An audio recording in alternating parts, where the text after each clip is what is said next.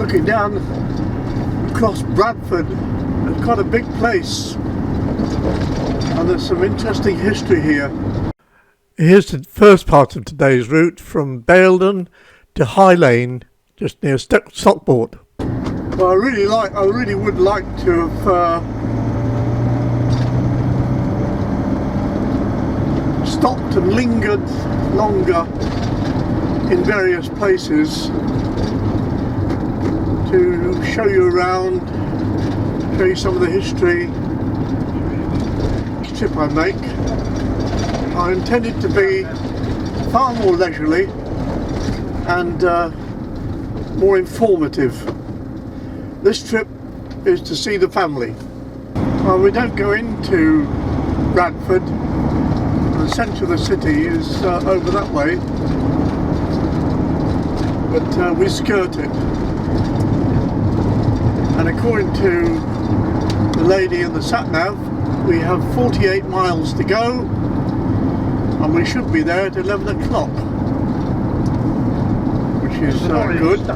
Roundabout there, I don't know whether he's broken down, but he's causing a jam. He hadn't broken down. There's a little car, and I think he squashed the car against the pavement. You'll see it when those vans get out the way. See the little car? Oh dear, dear. Whoops. Oh, we'll soon be on the M62, and because I'll be travelling quite fast, a lot of road noise, I'll tell you something now, and I'll show you. Many years ago, and I remember watching it on television, when they were building the M62, there was a farm, and the farmer refused to move, and he defended himself against the big bulldozers and all the other earth movers with his standing outside his farmhouse with a shotgun. I remember that. It's on the telly. And in the end they gave in and they split the motorway and went round one lane one side of his house and the other lane the other side of his house. And so his farm now is in the central reservation of the motorway, and they did build a tunnel on one side so that they could get out, but the last time I came past a couple of years ago he was still living there, or somebody was, but my God, it must be so noisy. Anyway, when I get there I'll put the camera back on.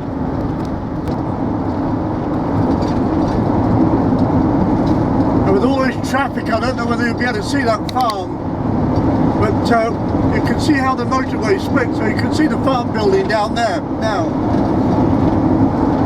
And there's the other ladies over there, and we're over here. And there's the farm in the middle.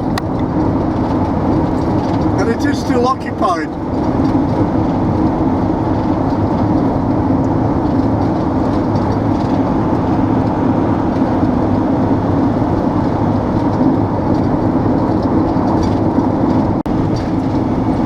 Pretty bleak up here on the top of the moors. And over there is Saddleworth Moor. For those who know the story, very sad.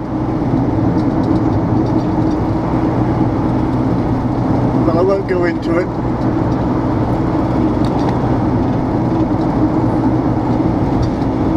You have to look it up if you want to know. There's the summit,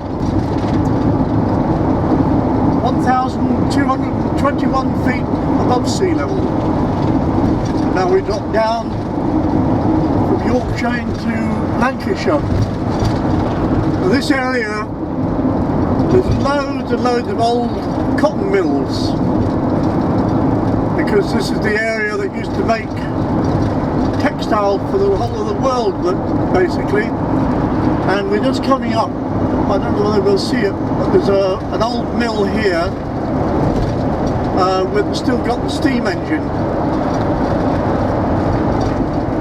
and they run it up every now and again. That's the one there.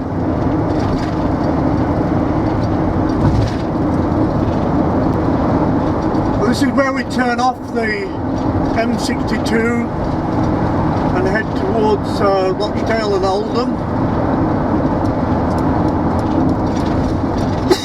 And High Lane that we're headed for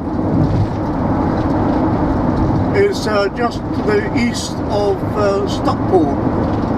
There's one of the old mills there, and you can see it has a flat roof, and there's a reason for that. Manchester is notorious for rain. It's a lovely day today, but it's notorious for rain. And on the top of the building is a high parapet wall. The mill never had a parapet, or whether they've just removed it. Usually sometimes between 3 and 4 feet high, and it's used as a reservoir for water, the rainwater, catch the rainwater to run the steam engines. Well, these roofs were lined with a soft asphalt, but when the cotton industry died, the buildings were converted into small industrial units, and the architects who dealt with the changeover use looked at all the water on the roof and thought, oh, we don't want that there. So they cut holes in the side of the parapets and put downpipes in to drain the water, and that left the asphalt exposed to the sun. And the industries inside the buildings very often created humidity and high temperatures. The result was that the asphalt bubbled dramatically, and I've seen bubbles up on these roofs 2-3 feet high and enormous.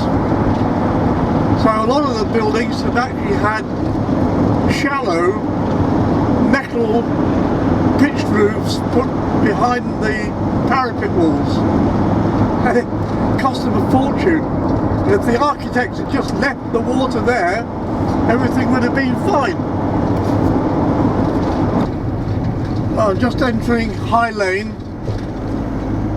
and I've got to be careful when I get to my brother Gerald's house, because his wife Jan has not been well for a long time, and Gerald has not long had a pacemaker fitted, so I've got to be very careful. Don't go inside, but he's got some new decking apparently at the back of the house, and maybe he'll make me a cup of coffee.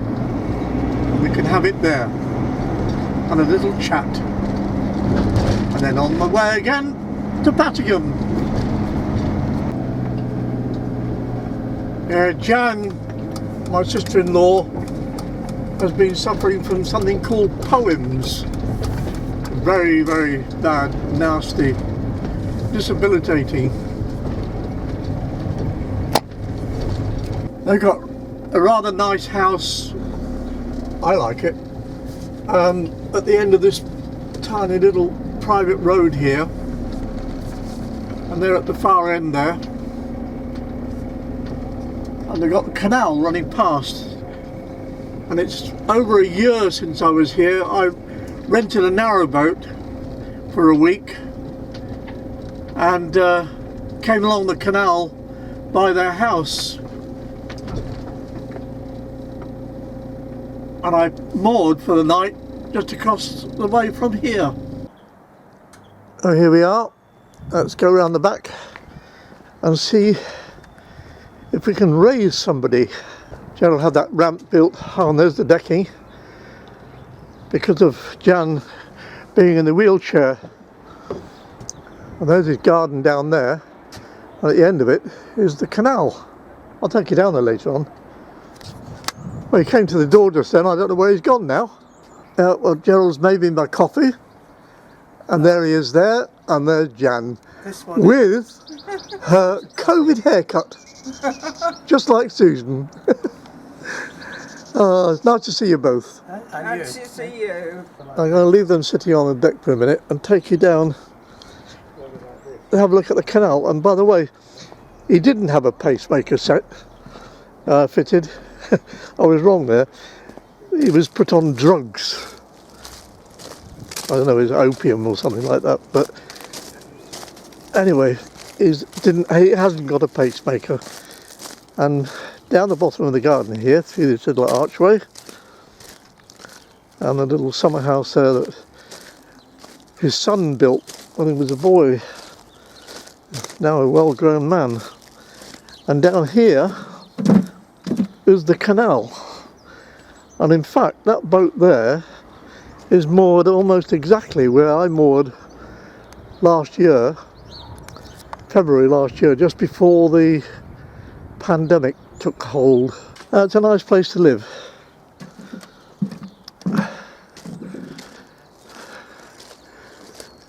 And they bought the house brand new. It was, in fact, they hadn't even finished building it when they did the deal. But there it is. Well, that was a very nice little visit, and I've now set the sat-nav for Pattingham, where my friends live, and we're off down there. And according to the sat-nav, we should be there. This is the second part of the route for the day, from High Lane near Stockport to Pattingham in Staffordshire. By about 2:30.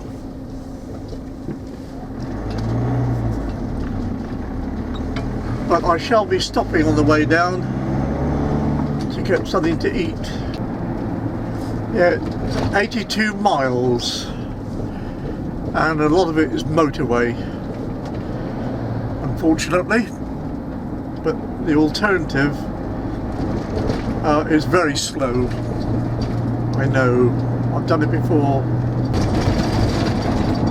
Through all the years when I was travelling the world for work, my real home was in a place called Caversham, which is across the river from Reading and very close to where my girls live. But it's a long story, but I packed in the job that I had, and I was offered a job by a company in England. The trouble was, it was in close to Birmingham, a place called Tipton,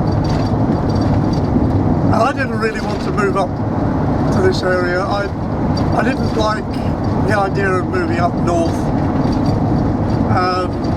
and so first of all I thought, okay, I'll buy just any old house, so long as it's got a good address, and we'll sell quickly. And I found my first house in Pattingham, which a lot of people said was a nice little village, and it is. So I bought this house, which I extended at the back, and I thought, well, it will do for a year while I find somewhere I would really like to live. But I ended up living in the village for over 30 years. It's a lovely little village with its church, and down the high street there, and a great pub, the Pigot Arms, and its other little pub, the Crown, opposite which is this place. Number 4, the High Street, now called Coolmore House, but when I lived there it was Shergordon. And to the back of it, I built that for my mother to live in. And then at the back of the garden I built that place. Designed by my then wife Marie, and we built it, and it is a lovely place. But Mandy, whom I've since married, wanted to stay in South Wales, and I thought, well, I may as well go home to my home country, or back to my home country. So I sold that house and moved to Glasfryn in the valleys, the Sahawi Valley. And now I'm going to go and see my friends who remain in Puttingham. Let's go and find them. First we'll find Jean, and she said go down to the back. We'll probably be in the garden. Yes. Well, there's Jean sitting in the sunshine. Lovely day. Yeah, it is. Very nice day. Enjoying the sun. With her not COVID haircut. She had it all cut off. Very nice. Well, that's it. I've just visited my friend John. So what I'm going to do is, as you go past my house that I showed you earlier on, what I'm going to do, I'm going to go to another little hamlet or village called Purton, where I've got some properties, because there's an issue with one of them and I want to go and see what's going on, and then I shall go into Sainsbury's and get something to make a meal tonight, unless the fish and chip shop is open. If it is, I shall get myself fish and chips, but I don't know whether they will be. Well, that was a bit of luck.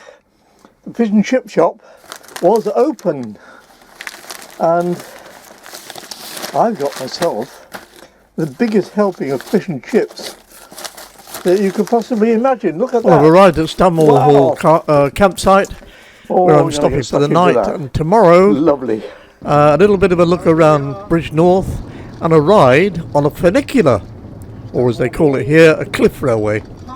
So thanks for watching, and hope you come back for tomorrow. Bye bye.